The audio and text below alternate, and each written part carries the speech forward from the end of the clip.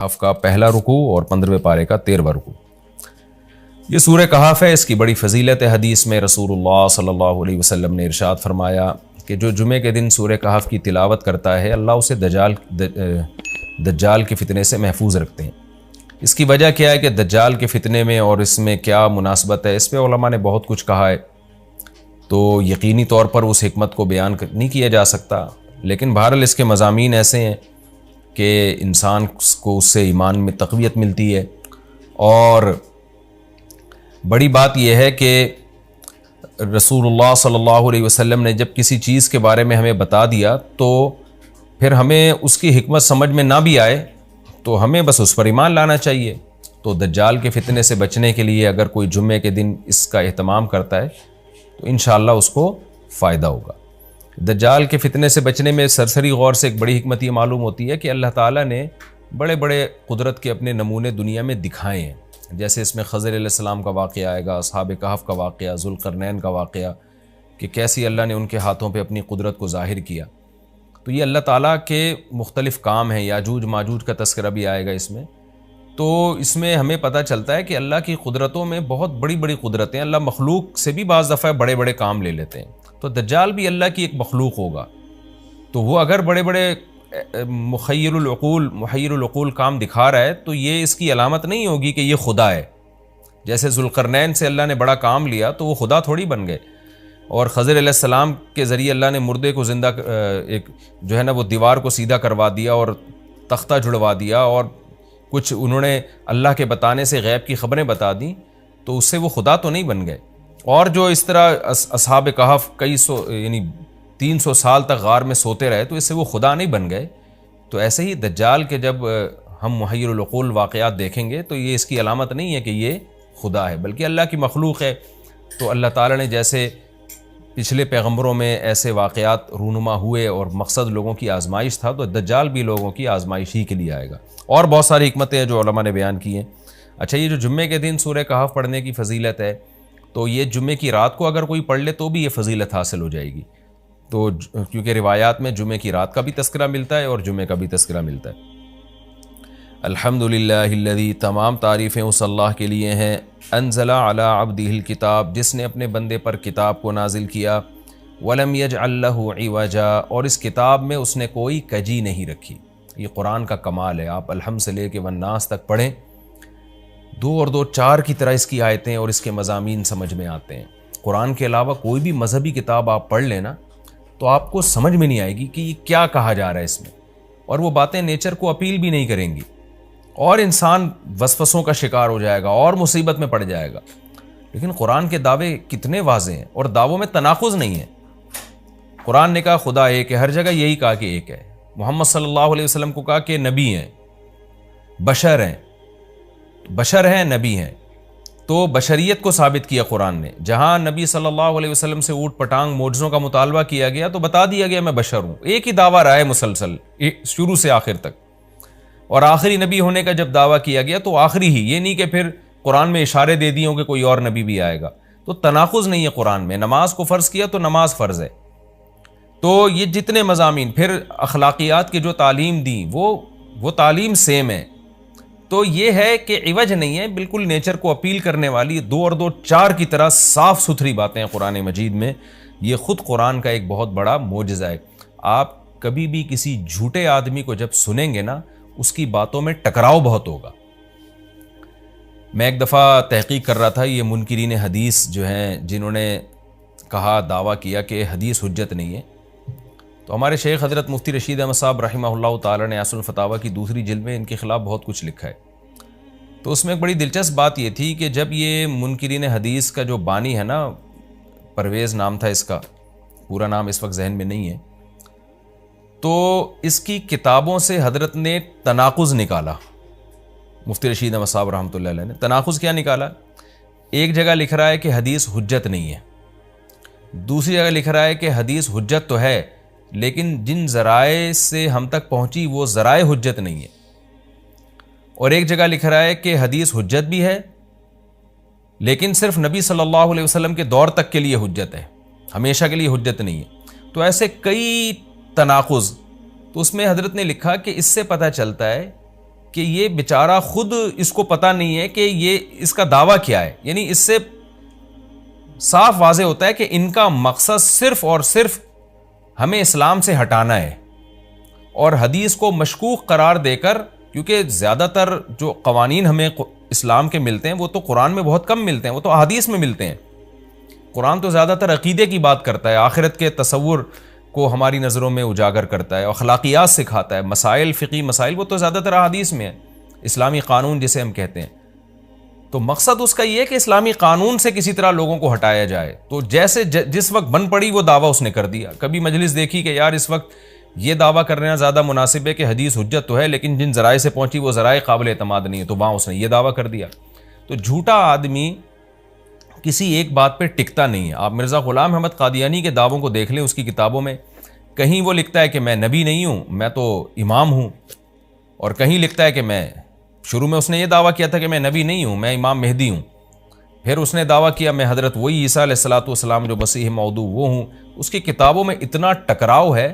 وجہ اس کی ہے کہ باطل کا ایک ہدف ہوتا ہے، تو وہ دیکھتا ہے کہ جیسا دیس ویسا بھیس. جیسے اس کا ہدف ہوتا ہے شہرت، دولت، اور یا لوگوں میں پھوٹ ڈالنا یا کوئی منصب حاصل کرنا کسی سے، تو وہ پھر دیکھتا ہے کہ جس وقت جو طریقہ اس کو سوٹیبل لگتا ہے نا، وہ وہی طریقہ اختیار کر لیتا ہے. تو ہر باطل میں یہ ہوتا ہے. آج بھی ہم دیکھتے ہیں جو اہل باطل ہوتے ہیں وہ کسی ایک بات پہ ٹکتے نہیں ہیں. ایک تو ہوتا ہے نا انسان سے غلطی سے ایک دعویٰ ہو گیا اس سے رجوع کر لے، وہ ایک الگ چیز ہے، وہ تو ہر انسان سے خطا ہو سکتی ہے. لیکن اہل باطل کے دعووں میں بہت ٹکراؤ ہوتا ہے، وہ کسی ایک بات پہ ٹکتے نہیں ہیں. آج بہت سارے اسکالرز ایسے ہیں کہ آپ جب ان کی تقریریں سنیں گے یا ان کی کتابیں پڑھیں گے تو انہیں بہت ٹکراؤ نظر آئے گا. اسی سے صاف پتہ چل جاتا ہے کہ یہ لوگ اپنے دعوے میں مخلص نہیں ہیں، ان کا مقصد پھوٹ ڈالنا ہے. تو جتنی جو تحریف شدہ آسمانی کتابیں ہیں، یہ جتنے باطل مذاہب ہیں، ان میں بھی آپ کو یہ ٹکراؤ نظر آئے گا. تو قرآن یہ دعویٰ بار بار کرتا ہے کہ اللہ تعالیٰ نے جو کلام اپنے حبیب صلی اللہ علیہ وسلم پہ نازل کیا اس میں آپ کو عوج نظر نہیں آئے گا، کوئی کجی نظر نہیں آئے گی. بہت واضح 2 اور 2 4 کی طرح وہ اپنے دعووں کو دعوے کرتا ہے قرآن مجید، اور اس پر دلائل قائم کرتا ہے. قیماً، اللہ فرماتے ہیں سیدھا سیدھا کلام ہے. لینذر بأسا، تاکہ یہ ڈرا دے. کہ اللہ تو نے اتنا صاف ستھرا کلام نازل کیوں کیا؟ اللہ کہتے ہیں 2 وجہ سے. برے لوگوں کو ڈرانے کے لیے، اچھے لوگوں کو امیدیں دلانے کے لیے، تاکہ برے لوگ برائی سے بچیں اور اچھے لوگوں کو موٹیویشن ملے. یہ دعویٰ بھی قرآن کا کتنا پیارا اور کتنا صاف ستھرا ہے. برائی کو ختم کرنا چاہتا ہے قرآن، اچھائی کو پروموٹ کرنا چاہتا ہے. لینذر باسا شدیدا، ہم نے کیوں نازل کیا؟ تاکہ یہ ڈرا دے شدید عذاب سے، من لدنہ، اللہ کی طرف سے، یعنی اللہ کی طرف سے ڈرا دے. وَيُبَشِّرَ الْمُؤْمِنِينَ، اور ایمان والوں کو خوشخبریاں سنا دے. کون سے ایمان والے؟ الَّذِينَ يَعْمَلُونَ الصَّالِحَاتِ، جو اچھے اعمال کرتے ہیں. کیا خوشخبری سنا دے؟ ان لہم اجرا حسنا، کہ ان کو اجر ملے گا بہت اچھا، اور ایسا اجر ملے گا ماکثین فیہ ابدا، رہیں گے اس اجر میں وہ ہمیشہ ہمیشہ. وینذر الذین قالوا، اور تاکہ یہ کلام ڈرا دے ان لوگوں کو، الذین قالوا، جو کہتے ہیں اتخذ اللہ ولدا. اللہ نے ڈرانے کا ذکر 2 دفعہ کیا، اس لیے کہ ایک تو عام لوگ جو برے ہوتے ہیں ان کو ڈرا دے، اور مشرکین میں خاص طور پر یہ برائی تھی کہ یہود و نصارہ کی باتوں میں آ کے اللہ کے لیے اولاد ٹھہرا لیا کرتے تھے. وہ فرشتوں کو بیٹیاں کہہ دیا، یا عیسائیوں کی باتوں میں آ کے اللہ کے لیے اولاد ٹھہرا دی. تو اس لیے اللہ نے خاص طور پر ان مشرکین اور ان کافروں کا ذکر کیا جو نبی صلی اللہ علیہ وسلم کے دور میں اللہ کے لیے اولاد ٹھہراتے تھے، کہ اللہ ان کو بھی ڈرا دیا جائے. وَيُنذِرَ الَّذِينَ قَالُوا، اور ڈرا دے ان لوگوں کو جو کہتے ہیں اتخذ اللہ ولدا، کہ اللہ نے ٹھہرا لی ہے اولاد. سورہ کہف بھی مکی صورتوں میں سے ہے نا، تو اس میں بھی توحید کا مضمون بہت ہوگا. ما لہم بہ من علم، نہیں ہے ان کے لیے اس دعوے پر کوئی دلیل. ولا لآبائہم، اور نہ ان کے باپ دادا کے پاس کوئی دلیل تھی. یہ اکثر کہتے تھے نا بھائی ٹھیک ہے ہمارے پاس دلیل نہیں ہے لیکن ہم اپنے باپ دادا کو فالو کرتے ہیں. تو اللہ کہتے ہیں تمہارے باپ دادا کے پاس کون سے اس دعوے کی کوئی دلیل تھی. اور یہ جملہ ہلکا نہیں ہے. کبرت کلمۃ، بہت بڑا ہے یہ کلمے کے اعتبار سے. ایسا کلمہ جو ان کی منہ سے نکلتا ہے، منہ سے نکلنے والا کلمہ، یہ بہت بڑا کلمہ ہے، بہت بھاری ہے زمین اور آسمان پر، کہ اللہ کے لیے اولاد ٹھہرا دی. ان یقولون الا کذبا، نہیں بولتے یہ لوگ مگر نرا جھوٹ بولتے ہیں یہ.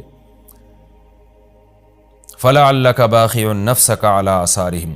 اللہ تعالیٰ اپنے حبیب صلی اللہ علیہ وسلم کو تسلی دے رہے ہیں کہ اتنا سری جھوٹ بولتے ہیں اور آپ کی دعوت اتنی واضح ہے پھر بھی یہ ایمان نہیں لاتے، تو اے نبی کہیں ایسا نہ ہو کہ آپ غم میں اپنی جان ہی نہ ہلاک کر بیٹھیں، کیونکہ رسول اللہ صلی اللہ علیہ وسلم کا دل بہت گھٹتا تھا کہ اتنی واضح بات میں کر رہا ہوں، اتنا میرے دعوے میں اتنی کلیئرٹی ہے، اس کے باوجود یہ مانتے کیوں نہیں ہیں؟ تو غم سے آپ کا سینہ گھٹتا تھا۔ تو اللہ نے آپ کو بتایا کہ یہ آپ کی حالت یہ ہو گئی ہے شاید کہ آپ اپنی جان ہی ہلاک کر بیٹھیں۔ دیکھیں اللہ کا شاید یہ ہماری زبان میں اللہ ہم سے بات کرتے ہیں نا، ورنہ اللہ کے لیے تو شاید نہیں، اللہ کے لیے جو چیز ہوتی ہے یقینی ہوتی ہے۔ تو یہاں شاید کا مطلب کیا ہوگا کہ کوئی بھی دیکھنے والا آپ کی کنڈیشن کو دیکھے نا اس وقت، تو وہ کہے گا کہ آپ کی موت نہ واقع ہو جائے، اتنا غم ہے آپ کو۔ تو مقصد ہے غم کی شدت کو بیان کرنا۔ تو اللہ فرماتے ہیں شاید کہ آپ اپنی جان ہی ہلاک کر بیٹھیں ان کے پیچھے، یعنی ان کے غم میں، اگر یہ لوگ اس قرآن پر ایمان نہ لے کر آئے، اسفا، افسوس اور غم میں آپ کی جان ہی کہیں آپ ہلاک نہ کر بیٹھیں۔ پھر آگے اللہ بتا رہے ہیں کہ یہ ایمان کیوں نہیں لے کر آتے۔ آپ غم نہ کریں، آپ کی دعوت میں کوئی کمی نہیں، آپ کے دلائل میں کوئی کمی نہیں، ایمان نہ لانے کی وجہ ہم بتاتے ہیں کیا ہے۔ کچھ لوگ لائیں گے، کچھ نہیں لے کر آئیں گے، وجہ کیا ہے وہ ہم بتا رہے ہیں اگلی آیت میں، اِنَّا جَعَلْنَا مَا عَلَى الْأَرْضِ، ہم نے بنایا ہے ہر اس چیز کو جو زمین کے اوپر ہے، زینت اللہ، زمین کے لیے، یعنی زمین والوں کے لیے زینت، اٹریکٹیو بنایا ہم نے۔ زمین اجڑی ہوئی ہوتی، کسی کا دل ہی نہ لگتا زمین میں، تو سارے آخرت ہی کی فکر میں لگ جاتے، لیکن زمین میں اٹریکشن ایسی پیدا کر دی ہے کہ یہ اللہ سے غافل کرتی ہے، حق سے دور کرتی ہے۔ ہر آدمی اس زمین کی زینت کو حاصل کرنے کی کوشش کرتا ہے۔ زینت وہ چیز ما یتزین، جو مزین ہوتی ہے اور جس کی طرف انسان کی اٹریکشن ہوتی ہے، چاہے حقیقت میں وہ اٹریکشن کے قابل ہو یا نہ ہو۔ جیسے گندگی کا ڈھیر ہے، اٹریکشن نہیں ہوتی، لیکن آپ نے اس کے اوپر ایک خوبصورت ململ کا کپڑا ڈال کے خوشبو چھڑک دی تو اب وہ دیکھنے میں بھلی لگنے لگے گی۔ تو جو چیز دیکھنے میں بھلی لگتی ہے اس کو مزین کہا جاتا ہے، چاہے حقیقت میں ہو یا نہ ہو۔ تو اللہ نے کہا کہ ہم حقیقت میں زمین اچھی ہے یا نہیں ہے یہ لوگ اس کو نہیں دیکھتے، بس اٹریکٹیو ہے اس کو دیکھتے ہیں کہ اس کا یہ اٹریکٹ کرتی ہے اپنی طرف۔ حقیقت میں دیکھا جائے تو مسافر خانہ ہے نا، کتنی بھی مل جائے تو ختم ہونے والی ہے، تو فنا ہونے والی چیزوں سے کون دل بہلاتا ہے، لیکن اللہ بتا رہے کہ ہم نے چونکہ اس کو مزین کر دیا ہے، تو اس مزین ہونے کا نتیجہ یہ ہے کہ کچھ لوگ اس میں پڑھ کے اللہ کو بھول جاتے ہیں اور کچھ اس کی حقیقت کو دیکھ کر اللہ کو یاد رکھتے ہیں۔ تو آزمائش جبھی ممکن ہے جب اس زمین کو اٹریکٹیو بنایا جائے۔ آگے اس لیے اللہ نے فرمایا کہ ہم نے بنایا ہے جو کچھ اس زمین کے اوپر ہے، زینت اللہ، زمین کے لیے مزین۔ کیوں بنایا ہے؟ لِنَبْلُوَهُمْ، تاکہ ہم لوگوں کو آزمائیں، ایہم احسن عملا، کہ ان میں عمل کے لحاظ سے زیادہ اچھا کون ہے۔ اگر زمین کو مزین نہ بنایا جاتا تو سارے عمل کے لحاظ سے بہت اچھے ہو جاتے، کیونکہ قربانی نہ دینی پڑتی۔ اب اس مزین زمین کی بہت سی چیزوں کو چھوڑنا پڑتا ہے، نماز کے وقت دکان چھوڑنی پڑتی ہے، اور صدقات و خیرات کے وقت مال کی قربانی دینی پڑتی ہے، اور جو شریعت کے جتنے بھی احکام ہیں تو جاہ کی قربانی دینی پڑتی ہے، منصب کی قربانی دینی پڑتی ہے۔ تو اللہ کہتے ہیں ہم نے چونکہ مزین بنا دیا تاکہ ہم لوگوں کو آزمائیں۔ تو ظاہر ہے جب آزمائش ہوتی ہے تو اے نبی کچھ لوگ کامیاب ہوتے ہیں اور کچھ لوگ ناکام ہوتے ہیں۔ تو آپ چاہتے ہیں کہ ساری دنیا ایمان لے آئے، سارے نیک بن جائیں، یہ آپ کی چاہت پوری نہیں ہو سکتی، کیونکہ امتحان میں 100% لوگ کامیاب عام طور پر نہیں ہوا کرتے۔ وَإِنَّا لَجَاعِلُونَ مَا عَلَيْهَا صَعِيدًا جُرُزًا، اور یاد رکھو جو کچھ زمین کے اوپر ہے ہم اس کو بنانے والے ہیں چٹیل میدان۔ یعنی اللہ نے جب یہ کہا نا کہ زمین کے اوپر کی چیزوں کو ہم نے مزین کر دیا، تو آگے نافرمانوں کو ایک دھمکی بھی دے دی ہے کہ تم جو اس میں پڑھ کر ایمان سے اور نیک عمل سے غافل ہو رہے ہو کہ بھئی اتنی اٹریکشن ہے، تو اس کا ایک دوسرا پہلو بھی ہے۔ وہ پہلو کیا ہے؟ چٹیل میدان بن جائے گی، سب تباہ و برباد ہو جائے گا۔ یعنی ایگزامینیشن ہال میں جب جو نعمتیں آپ کو دی جاتی ہیں وہ ہمیشہ کے لیے تھوڑی دی جاتی ہیں، وہ تو اس وقت تک کے لیے دی جاتی ہیں جب تک امتحان چل رہا ہے، اس کے بعد وہ لے لی جاتی ہیں واپس۔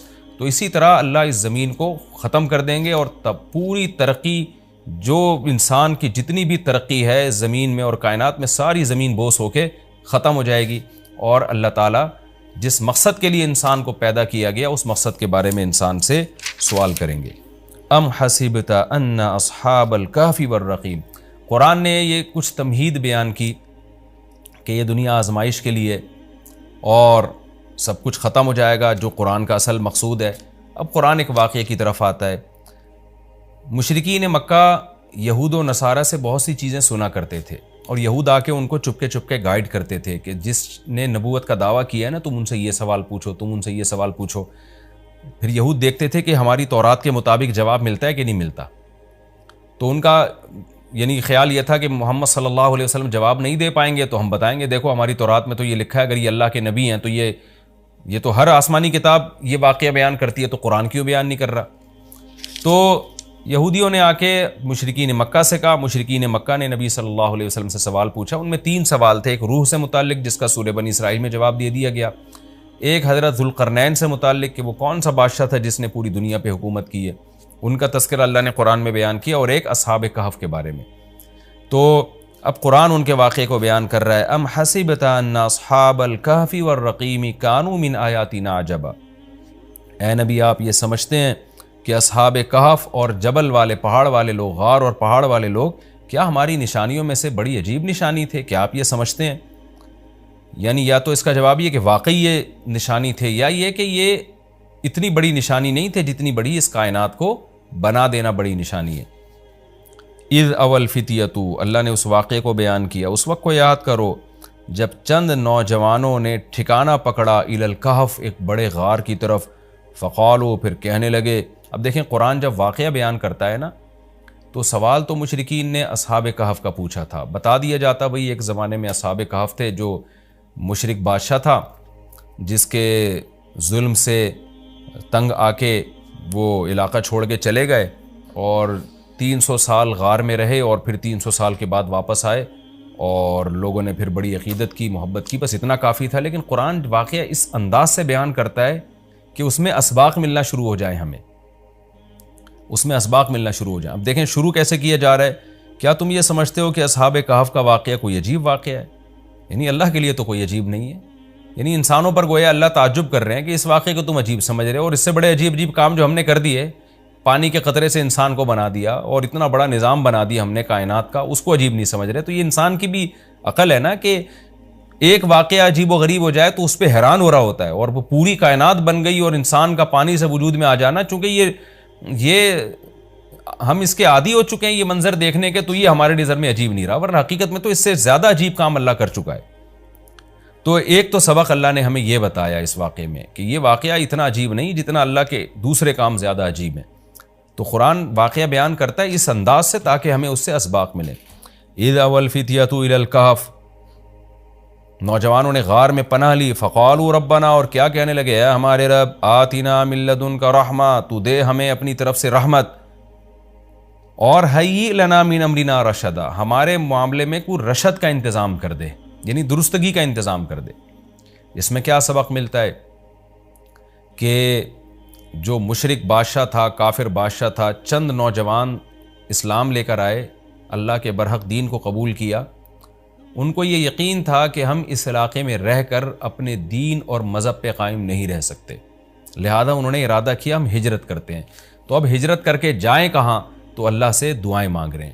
اس سے کیا پتہ چلتا ہے کہ جب آپ کے لیے کسی علاقے میں رہ کر دین پر چلنا ناممکن ہو تو آپ پر لازم ہے کہ آپ اس علاقے کو چھوڑیں، ایک بات۔ نمبر 2، چھوڑ کر آپ اللہ پہ اعتماد اور توکل کریں کہ جس اللہ نے مجھے یہاں کھلایا وہ کہیں اور بھی کھلا سکتا ہے۔ نمبر 3، اللہ سے 2 قسم کی دعائیں مانگیں۔ نمبر 1، اے اللہ تو میرے لیے رحمت کا انتظام کر دے، یعنی اپنا رحم کر تاکہ تیری رحم کی وجہ سے ہمارے لیے معاملات آسان ہو جائیں۔ نمبر 2، تو ہمیں گائیڈ کر، ہیئ لنا من امرنا رشدا کا مطلب سیدھا راہ دکھا، ہمیں بتا کہ ہم نے جانا کہاں ہے، کس ملک میں اسٹے کرنا ہے، سفر کیسے کرنا ہے۔ یہ بالکل ایسے ہی ہے جیسے موسیٰ علیہ السلام سے غلطی سے قتل ہو گیا، تو اب مدین سے جب نکلنا تھا، مصر سے جب نکلنا تھا تو راستہ معلوم نہیں تھا، تو وہاں بھی اللہ تعالیٰ سے موسیٰ علیہ السلام نے دعا مانگی کہ وَلَمَّا تَوَجَّهَ تِلْقَاءَ مَدْيَنَ قَالَ عَسَىٰ رَبِّي أَن يَهْدِيَنِي سَوَاءَ السَّبِيلِ، مجھے امید ہے میرا رب مجھے سیدھا راستہ دکھائے گا۔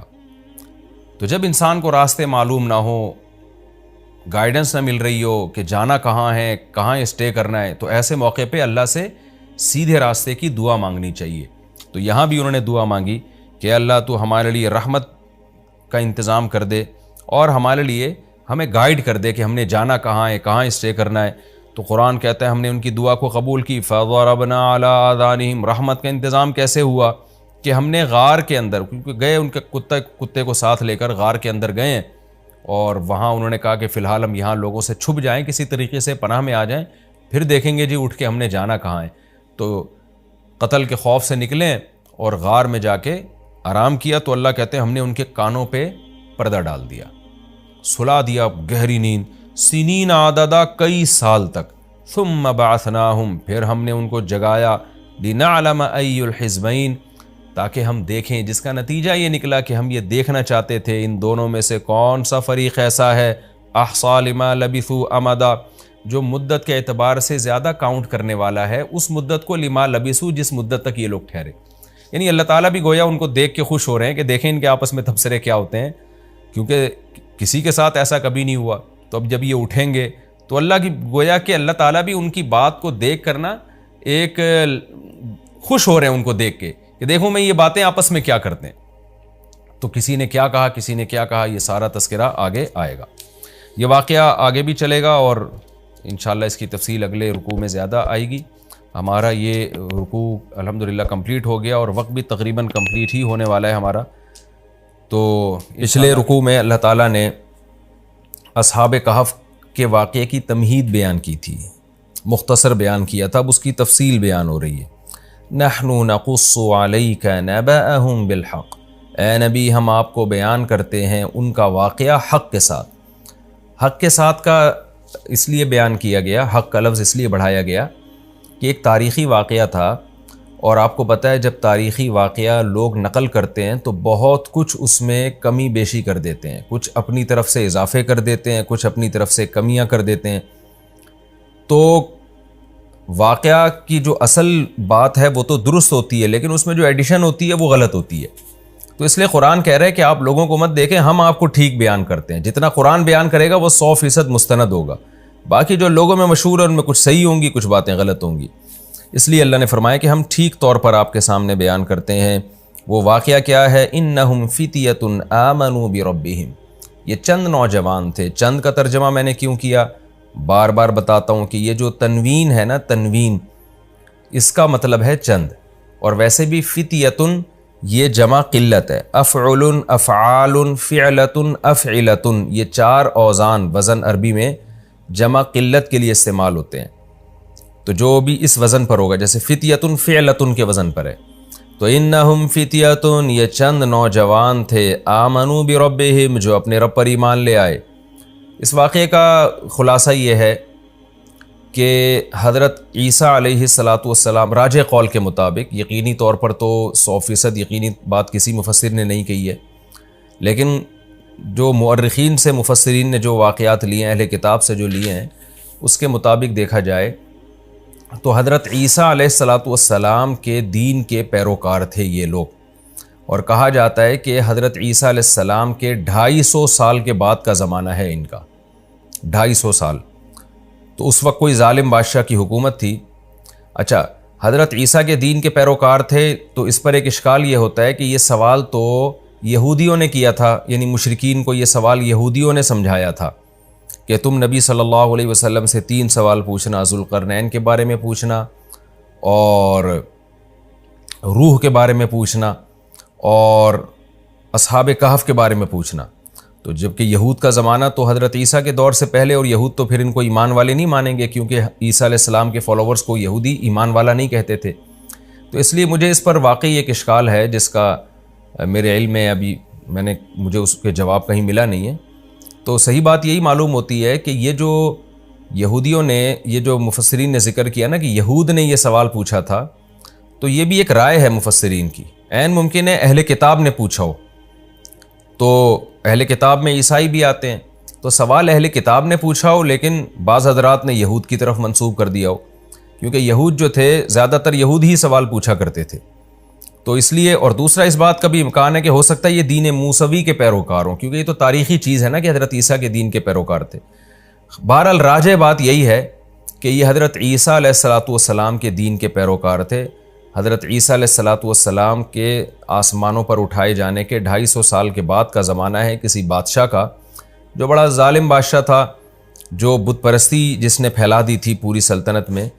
تو ان لوگوں کو اللہ نے توحید پر قائم رہنے کی توفیق عطا فرمائی، دین عیسوی یعنی حضرت عیسیٰ علیہ السلام کے دین کو فالو کرنے کی توفیق عطا فرمائی۔ تو انہوں نے دیکھا کہ چاروں طرف شرک پھیل رہا ہے، تو ہم اپنے دین کو محفوظ نہیں رکھ سکتے، لوگ ہمیں زبردستی یا تو اسی کفر کی دنیا میں لے کے جائیں گے یا ہمیں قتل کر دیں گے۔ تو ایسی صورت میں ہمیں اس علاقے کو اللہ کی رضا کے لیے چھوڑ دینا چاہیے۔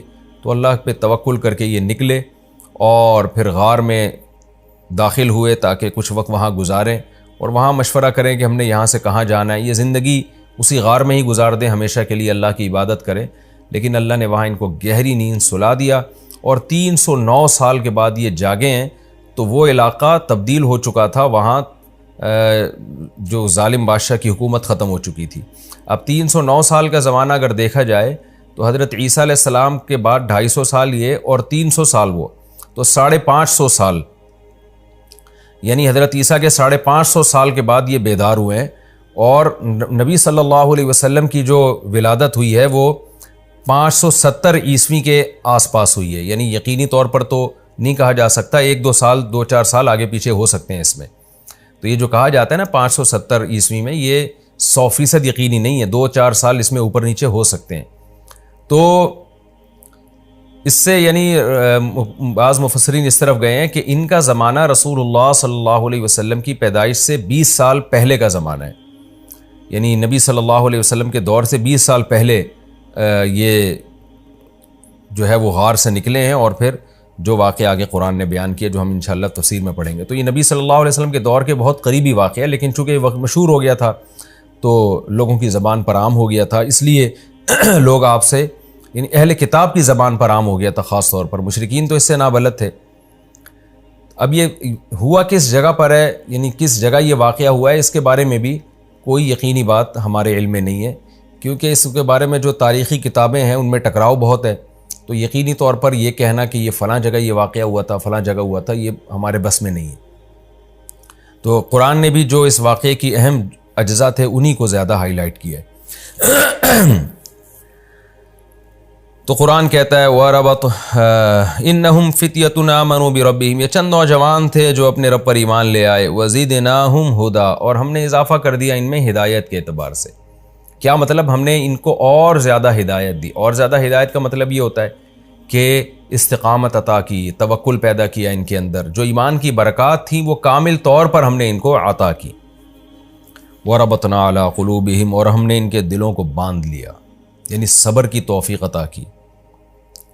اذ قاموا، اس وقت جب یہ کھڑے ہوئے اور کہنے لگے ربنا رب السماوات والارض، ہمارا رب وہ ہے جو آسمانوں اور زمین کا رب ہے، یعنی وہ رب نہیں ہے جو انسانوں نے بنا رکھے ہیں بہت سے رب، ہمارا رب تو وہ ہے جو آسمانوں اور زمین کا پالنے والا ہے۔ یہ کس کے سامنے کہا انہوں نے؟ ہو سکتا ہے لوگوں کو جمع کر کے کہا ہو سکتا ہے تنہائی میں ایک دوسرے کو کہا ہو سکتا ہے وقت کے ظالم بادشاہ کے سامنے کہا ہو، اور ڈٹ گئے اور کہنے لگے لن ندعو من دونہ الہا، ہرگز ہم اس اللہ کے سوا کسی کو معبود نہیں پکاریں گے، کچھ بھی ہو جائے۔ لقد قلنا اذا شططا، اگر ہم نے ایسا کر دیا، اللہ کے سوا کسی کو پکار دیا، تو ہم نے تو حق سے بہت غلط بات کی، حق سے بہت دور بات کی ہم نے۔ یہ کیسے ہو سکتا ہے کہ یہ انسانوں کے ہاتھوں کے تراشے ہوئے بت یہ خدا کے شریک بن جائیں؟ یہ کیسے ہو سکتا ہے؟ ہم تو بہت ہی غلط بات کرنے والے ہو جائیں گے اگر ہم اللہ کے سوا کسی کو پکاریں۔ لہذا ہم اس قوم کو اور اکثریت کو یا بادشاہ کے دین کو نہیں دیکھیں گے، ہم وہ دیکھیں گے جو حق ہے۔ ہؤلاء قومنا، یہ جو ہماری قوم ہے، اتخذوا من دونہ آلہہ، انہوں نے اللہ کو چھوڑ کر بہت سے معبود بنا لیے ہیں۔ آلہہ کا بھی الہ کی جمع ہے نا، افعلتن کے وزن پر، الہتن تھا اصل میں، تو یہ جمع قلت ہے، چند معبود تراشے ہوئے انہوں نے۔ لولا یاتون علیہم بسلطان بین، ہماری اس قوم سے ڈیبیٹ ہو رہی ہے، یہ بار بار اپنے باپ دادوں کے حوالے دے رہے ہیں کہ ہمارے ابا ایسے کرتے تھے، ہمارے دادا ایسے کرتے تھے۔ سوال پیدا ہوتا ہے لولا یاتون علیہم بسلطان بین، یہ بہت بڑی واضح دلیل کیوں نہیں لے کر آتے؟ یہ بہت بڑی دلیل کی بات اس لیے کی کہ کسی کو خدا بنانے کے لیے چھوٹی دلیل بھی کافی نہیں ہے، بالکل واضح سلطان بین جب تک نہیں ہوگی اس وقت تک ہم کسی کو اپنا خدا اور رب تھوڑی تسلیم کر لیں گے۔ اس کی مثال ایسے ہے جیسے آپ جو ہے بچھڑ گئے بچپن میں اپنے باپ سے، اور جب بڑے ہوئے تو آپ کو اپنے باپ کی تلاش ہے، کسی نے کہا کہ یہ آپ کے والد ہیں اور چند علامتیں بھی بتا دی ہیں، تو آپ نہیں مانو گے اتنی جلدی، آپ کہو گے بھائی میں کسی کو اپنا باپ اس وقت مانوں گا جب تک میرے سامنے 2 اور 2 4 کی طرح واضح نہیں ہو جائے گا۔ کنفیوژن میں یہ کام نہیں ہوتا، تو چھوٹی موٹی علامتوں سے یا قرائن سے نہیں، مجھے واضح دلیل چاہیے، پھر میں اس کو اپنا باپ تسلیم کروں گا۔ کیونکہ کسی کو باپ مان لینا، ماں مان لینا، یہ بہت حساس معاملہ ہے، کیونکہ پھر ساری محبتیں اس کو دینی پڑتی ہیں، اس کی خدمت کرنی پڑتی ہے، اس سے دل لگانا پڑتا ہے۔ یہاں بھی ان نوجوانوں نے یہ کہا کہ خدا بنا لینا آسان نہیں ہے، ان معبودوں کے بارے میں چند وسوسے اور چند چیزیں یہ لوگ بتاتے رہتے ہیں جس کی کوئی واضح دلیل نہیں ہے، تو خدا کے خدا ہونے پر تو بہت ہی، سلطان کا مطلب بڑی دلیل اور بین کا مطلب بہت واضح دلیل ہونی چاہیے۔ تو لولا یاتون علیہم بسلطان بین، یہ لوگ ان کے معبود ہونے پر واضح دلیل کیوں نہیں لے کر آتے؟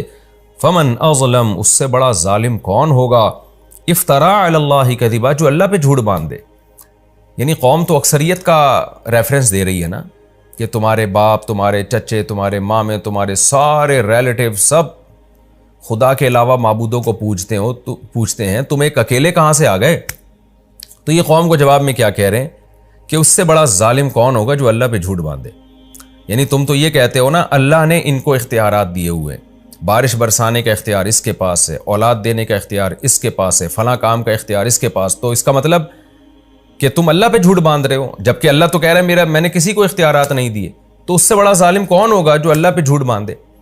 یعنی جھوٹ کی مختلف انواع ہوتی ہیں، کہ یہ کہ آپ اپنے باپ پہ جھوٹ باندھ دیں، ایک ماں پہ جھوٹ باندھ دیں، بھائی پہ جھوٹ باندھ دیں، دوست پہ جھوٹ باندھ دیں، حکومت پہ جھوٹ باندھ دیں۔ تو ان جھوٹ باندھنے کی نوعیتوں میں سب سے بڑا ظالم وہ ہے، سب سے بڑا جھوٹ یہ ہے کہ آپ خدا کی طرف جھوٹ کی نسبت کریں۔ اب جب یہ ڈیبیٹ ان کی قوم سے ہو رہی ہے تو پھر آپس میں انہوں نے مشورہ کیا کہ بھائی وَإِذِ اعْتَزَلْتُمُوهُمْ، یہ چند نوجوان مل کے اکٹھے ہوئے، انہوں نے آپس میں مشورہ کیا کہ دیکھو جب تم نے اس قوم کو چھوڑ ہی دیا ہے، اور جب کہ تم اعْتَزَلْتُمُوهُمْ، اس قوم سے تم نے کنارہ کشی اختیار کر لی ہے، یعنی اس کے مذہب کو چھوڑ دیا تم نے، وَمَا يَعْبُدُونَ، اور ان کے معبودوں کو بھی چھوڑ دیا۔ تو 2 ہی چیزیں ہوتی ہیں، عابد اور معبود۔ تو ان میں یہاں بھی اس ملک میں 2 ہی طرح کے لوگ ہیں، یا تو مشرک ہیں یا وہ باطل ہیں جن کی عبادت ہو رہی ہے، تو دونوں ہی باطل ہیں۔ تو ہم ان باطل لوگوں میں ہم کیوں رہیں؟ تو لہذا جب ہم نے ایسا کر ہی دیا ہے، فَأْوُوا إِلَى الْكَهْفِ، تو پھر غار کی طرف چلو۔ کیا مطلب؟ نظریاتی طور پر تم نے جب اس قوم کو اور ان کے خداؤں کو چھوڑ دیا ہے تو عملی طور پہ بھی چھوڑ دو، یعنی جسمانی طور پہ بھی کنارہ کشی اختیار کر لو۔ تو اللہ کے سوا جب سب کچھ چھوڑ دیا ہے تو پھر پریکٹیکلی بھی چھوڑ دو۔ اب چھوڑ کے جائے کہاں؟ تو فَأْوُوا إِلَى الْكَهْفِ، فی الحال یہ کرو کہ غار میں چلے جاؤ، چھپ کے وہاں اللہ کی عبادت کرو، کھانے پینے کا انتظام کر لو، حفاظت کے لیے کتا ساتھ میں لے جاؤ اپنے، تو جو ایک دنیاوی اسباب ہو سکتے ہیں وہ اختیار کرو، وہاں جا کے ہم غور کریں گے۔ فی الحال یہاں سے نکلو، کیونکہ یہ تو ہمیں نہ نماز پڑھنے دے رہے ہیں، نہ روزہ رکھنے دے رہے ہیں، نہ توحید پر قائم رہنے دے رہے ہیں، فی الحال یہاں سے نکلو۔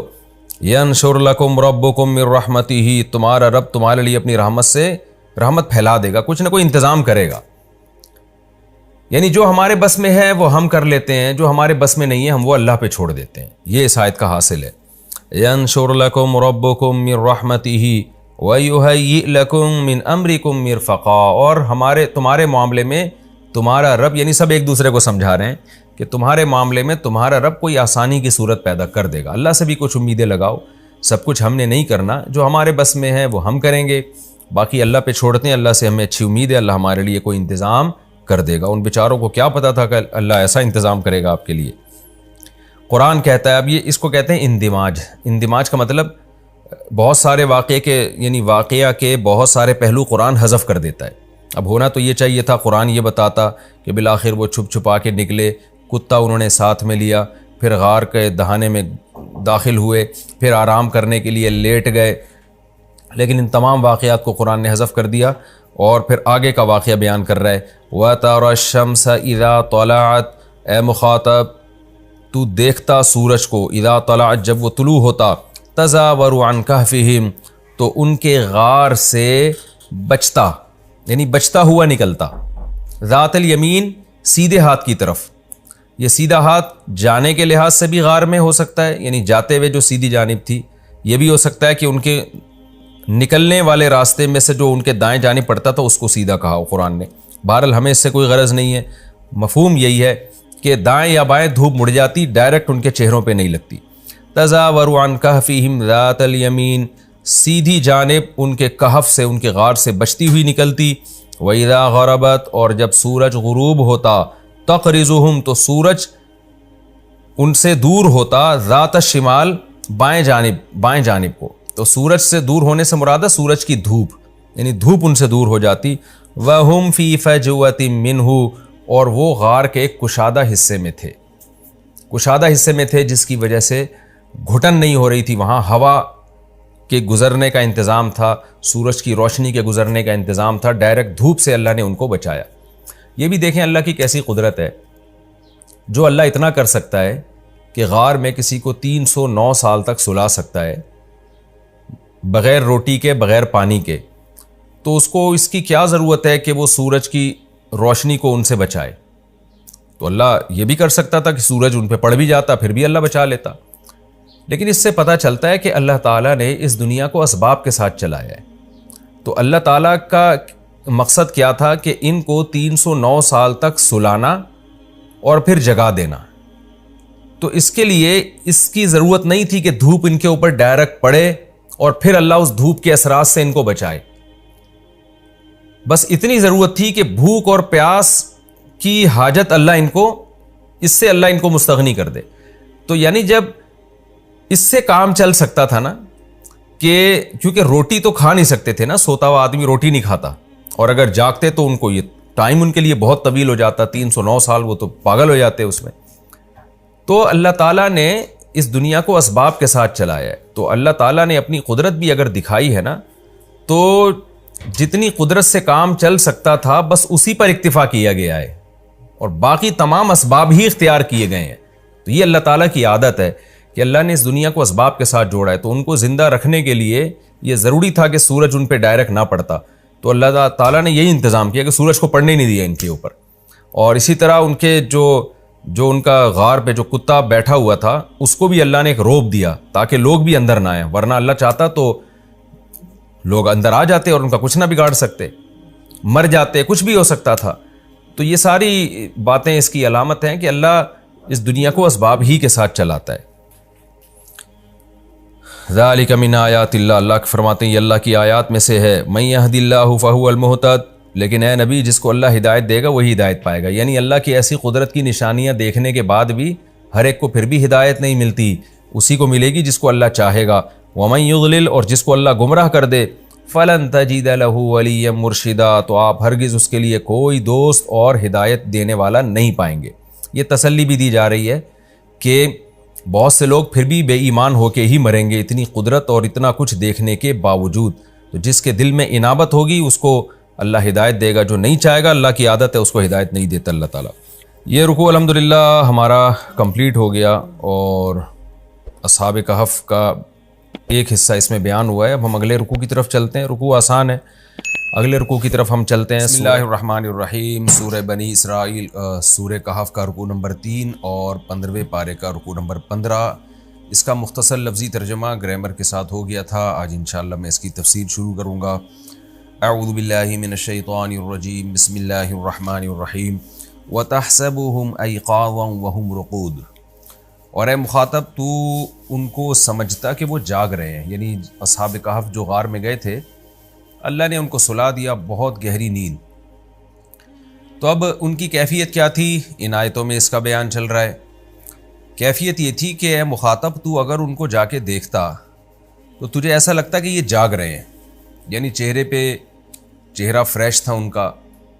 آپ نے دیکھا ہوگا نا، بعض دفعہ کوئی آدمی آنکھیں بند کر کے لیٹا ہوا ہوتا ہے تو ایک روب ہوتا ہے اس کے چہرے پہ، سوتے ہوئے انسان کے چہرے پہ روب نہیں ہوتا۔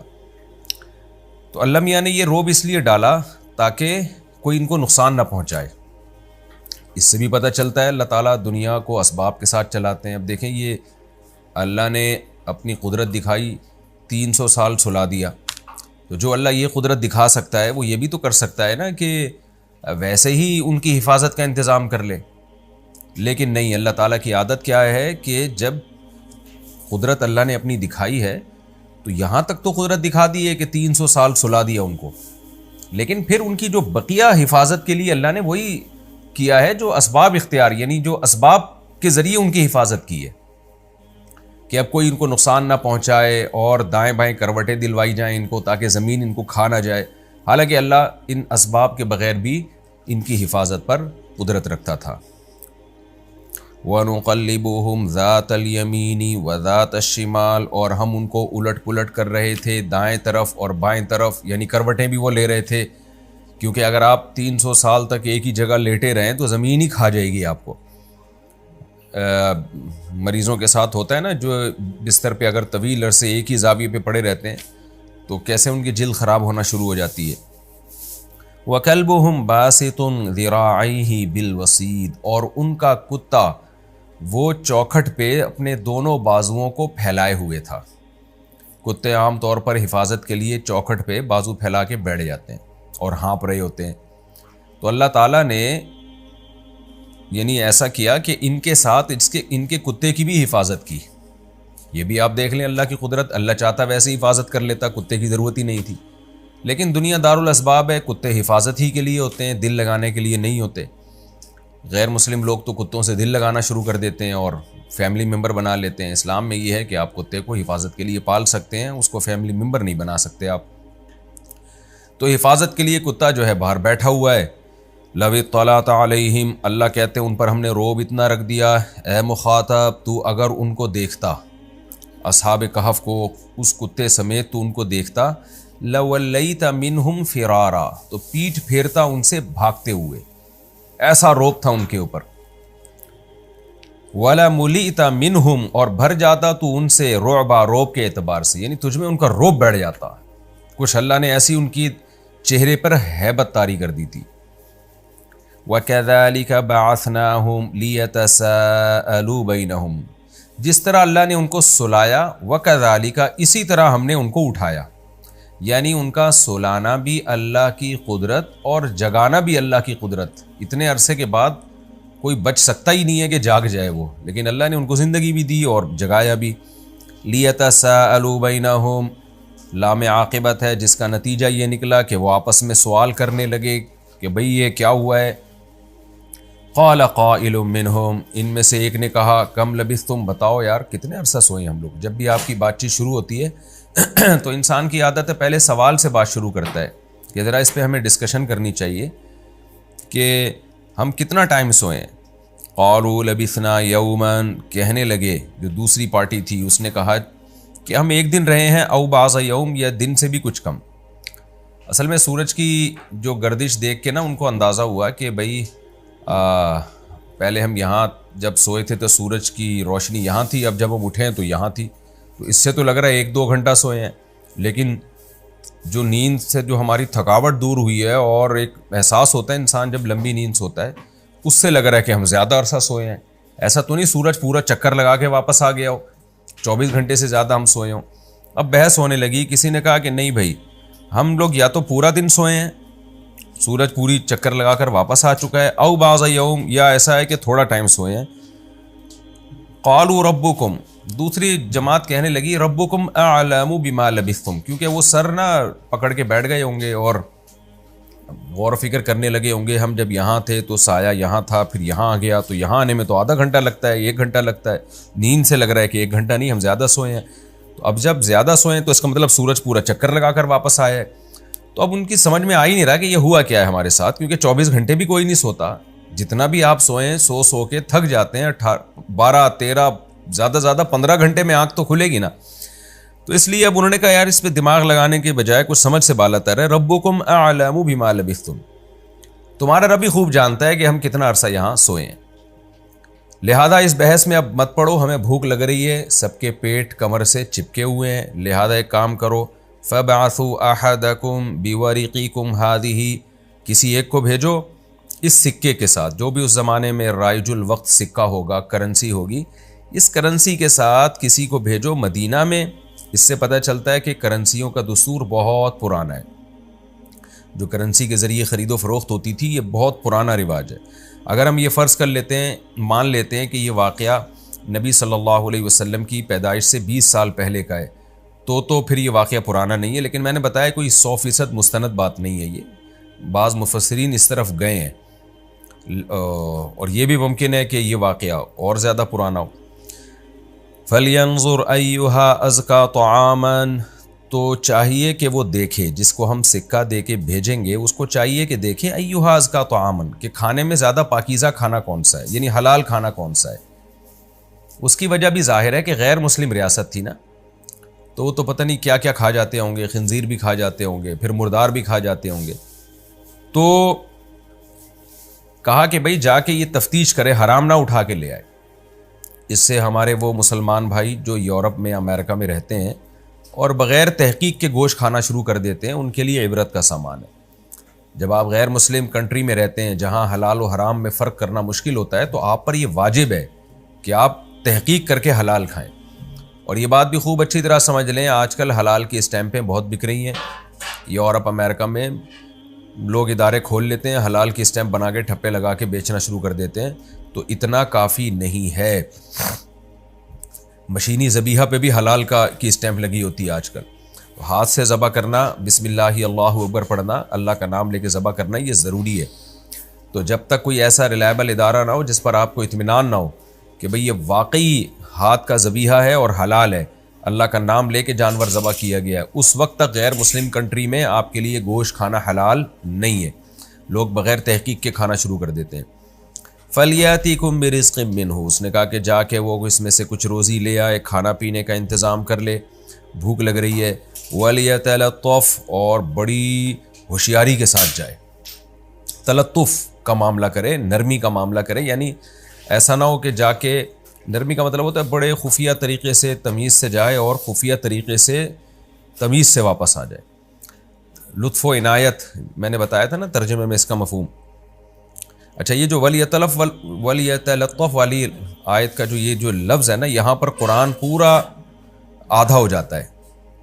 آپ نے دیکھا ہوگا اکثر نسخوں میں وَلْيَتَلَطَّفْ کا لفظ بڑا موٹا موٹا لکھا ہوتا ہے، اور آپ دیکھیں گے حاشیے میں لکھا ہوگا نصف قرآن۔ یہاں پر الحمد سے لے کے والناس تک جو قرآن کے حروف بنتے ہیں، حروف تو الفاظ جو بنتے ہیں، تو وہ الفاظ وَلْيَتَلَطَّفْ پہ نصف ہو جاتے ہیں۔ وَلَا يُشْعِرَنَّ بِكُمْ أَحَدًا، اور وہ تمہارے بارے میں کسی کو شعور نہ پیدا ہونے دے، لوگوں کو شک نہ ہو، کیونکہ جب وہ تلاش کرے گا نا حلال کہاں ہے حلال کہاں ہے، تو لوگوں کو شک ہو جائے گا بھئی یہ تو وہی مسلمان لگ رہا ہے جو بھاگ کر گئے تھے، تو کیوں بھئی تو حلال کی فکر کیوں کر رہا ہے؟ تو اس لیے یعنی تحقیق بھی کرنی ہے، حلال ہی لے کر آنا ہے، لیکن تحقیق اس طریقے سے کرنی ہے کہ لوگوں کو پتہ نہ چلے کہ ہم مسلمان ہیں۔ کیوں بھئی پتہ چل گیا تو کیا ہوگا؟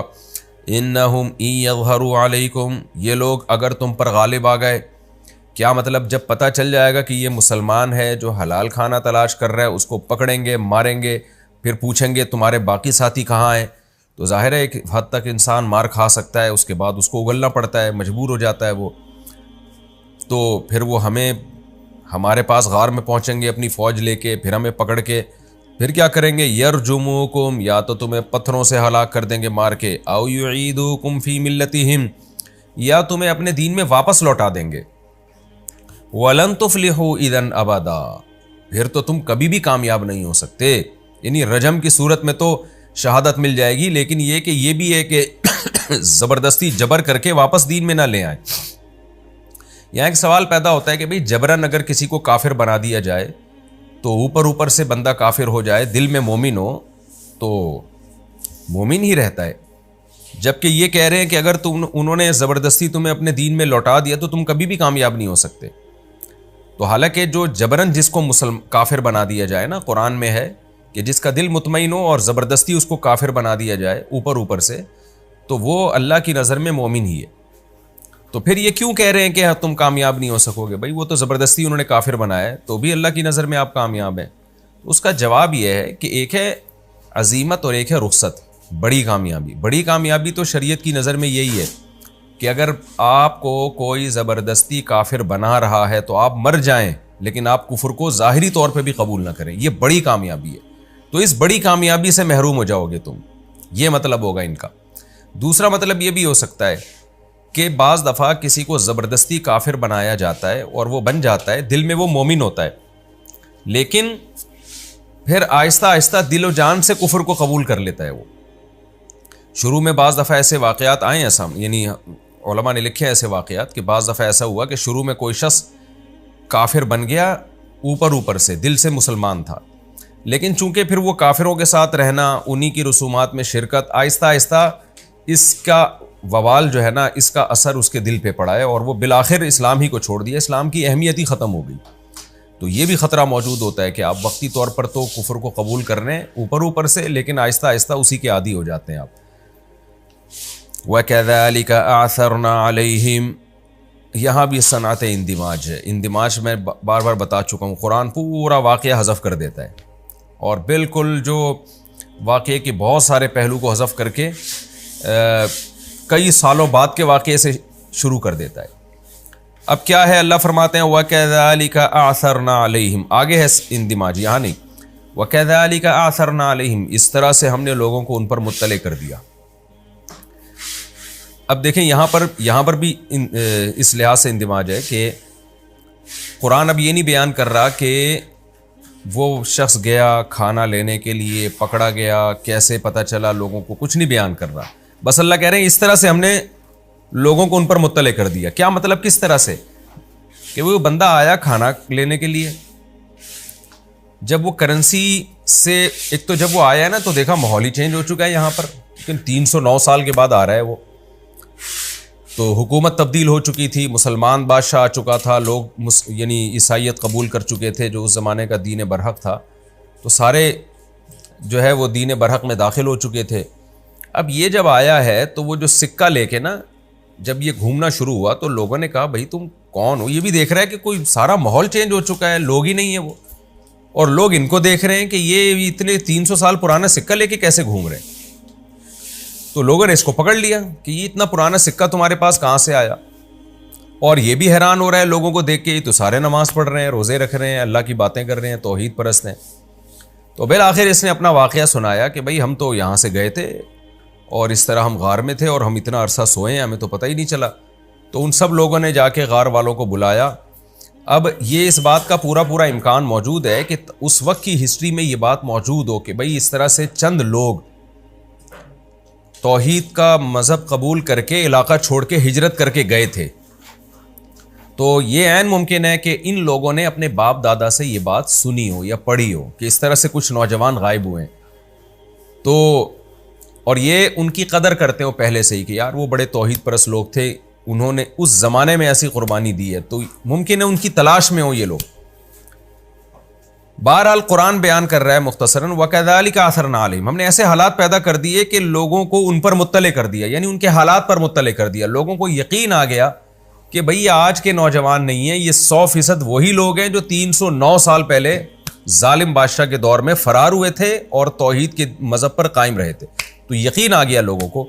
اللہ کہتے ہیں ہم نے اس لیے لوگوں کو ان کے حالات پر مطلع کیا، ان پر مطلع کرنے کا مطلب ان کے حالات پر، لِيَعْلَمُوا، تاکہ لوگوں کو یقین آ جائے، أَنَّ وَعْدَ اللَّهِ حَقٌّ، کہ اللہ کا وعدہ سچا ہے۔